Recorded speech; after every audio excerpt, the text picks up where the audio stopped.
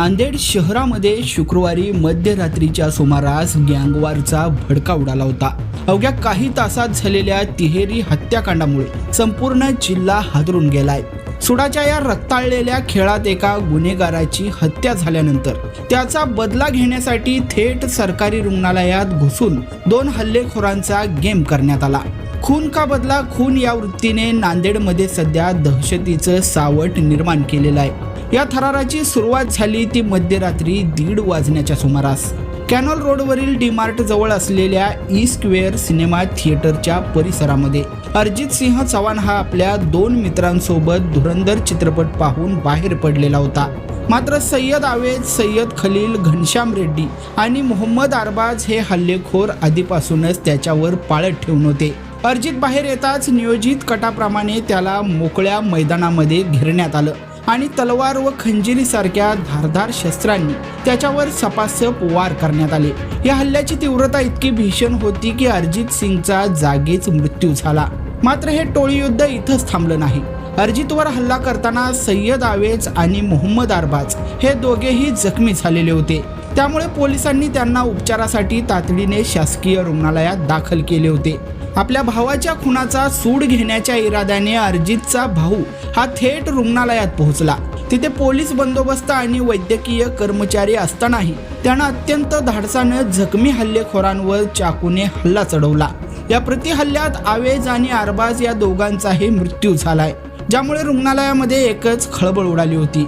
या घटनेतील दोन्ही गटांची गुन्हेगारी पार्श्वभूमी अत्यंत मोठी असल्याचं समोर आलेलं आहे। मृत अरिजित सिंह चव्हाण याच्यावर स्वतः 9 गुन्हे दाखल होते, तर दुसऱ्या गटातील अनिल पंजाबी सध्या तुरुंगात असून साहिल हा 2 महिन्यापूर्वीच जामिनावर बाहेर आलेला होता। या टोळ्यांमधील जुन्या वादाने शुक्रवारी मध्यरात्री रौद्र रूप धारण केलं।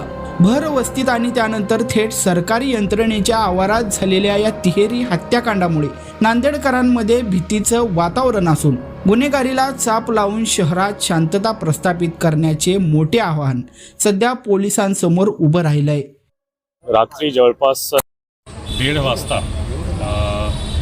एक जे 2 रायव्हल ग्रुप दिसतो की एक अनिल पंजाबी, साहिल आला यांचे काही असोसिएट्स ग्रुप्स आणि दुसरी बाजू अरिजित चौहान असा त्यांचे जे 2-3 मंडळी होता तिथे, तो असा 2 रायव्हल ग्रुप दिसतो ज्यामध्ये की रात्री मारामारी झाली ई स्क्वेअर मॉल जवळ आणि त्यामध्ये स्पॉटवर सिरियसली इंजर्ड जे झाला दोन्ही रायव्हल ग्रुपच्या एक इंजर्ड झाला सिरियसली अरिजित चौहान आणि तसेच दुसरा अरबाज एके जे अरबाज एके साहिल आला आणि अनिल पंजाबी ग्रुपचा मेंबर आहे, असोसिएट आहे, त्यांच्यासोबत असतो असा दिसतो।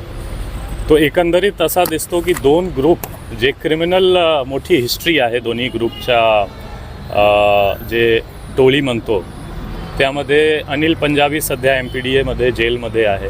साहिल आलासुद्धा जवळपास 1.5 महिन्यापूर्वी MPDAमधून बाहेर आला होता। त्यांचे जे असोसिएट आहे त्यांच्यावर सुद्धा मोठी क्राईमची हिस्ट्री आहे आणि MPDA 55-56 सारखा कारवाई प्रपोज्ड आहे किंवा झालेली आहे। दुसरा बाजू जे आहे दुसरा ग्रुप अरिजित चौहानवर सुद्धा 9 गुन्हे दाखल होता, पास्ट गुन्हे। त्यांच्यासोबत जे एक आरोपी जे आम्ही अरेस्ट पण केलेला आहे, इंजर्ड आहे, त्यांच्यावर सुद्धा MPDAची कारवाई झाली होती, 2025 बाहेर आला होता।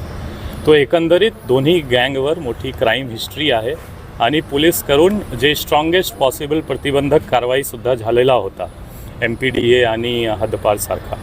आणि ह्या दोन्ही गँगची रायव्हलरीमध्ये ई स्क्वेअर जवळ रात्री इन्सिडेंट झाला आणि जे अनिल पंजाबी साहिल आला ग्रुपच्या 2 मेंबर असोसिएट्स म्हणू शकतो आपण, अरबाज आणि आवेज हा दोन्हीची डेथ झालेली आहे एक बाजू, दुसरा बाजू अरिजित चौहानची पण डेथ झाली। असा एकंदरीत 3 डेथ हा इन्सिडेंटमध्ये झालेला। हॉस्पिटलमध्ये एकाचा खून करण्यात आला। हा असं आहे की ते ऑलरेडी 2 जे आहे मोस्टली इथेच सिरियसली इंजर्ड होता आणि आवेज पण सिरियसली इंजर्ड होता। त्यांना सिव्हिल हॉस्पिटल फर्स्ट गेला जवळ असताना, नंतर रेफर झाला विष्णुपुरी आणि विष्णुपुरीमध्ये ते ऑलरेडी सिरियसली इंजर्ड कंडिशनमध्ये गेला होता आणि तिथे ऑलरेडी अरिजित चौहानचे भाऊ आणि वडील जे अरिजित चौहानची डेड बॉडी मॉर्चरीमध्ये शिफ्ट होत होता तिथे ऑलरेडी होता। आणि तिथे पण त्यांच्यावर वार झाला. तो सिरियसली इंजर्ड ऑलरेडी होता, वार पण झाला आणि सेफ्टी त्यांची पण ट्रीटमेंट दौरान डेथ झाली. हे दोन्ही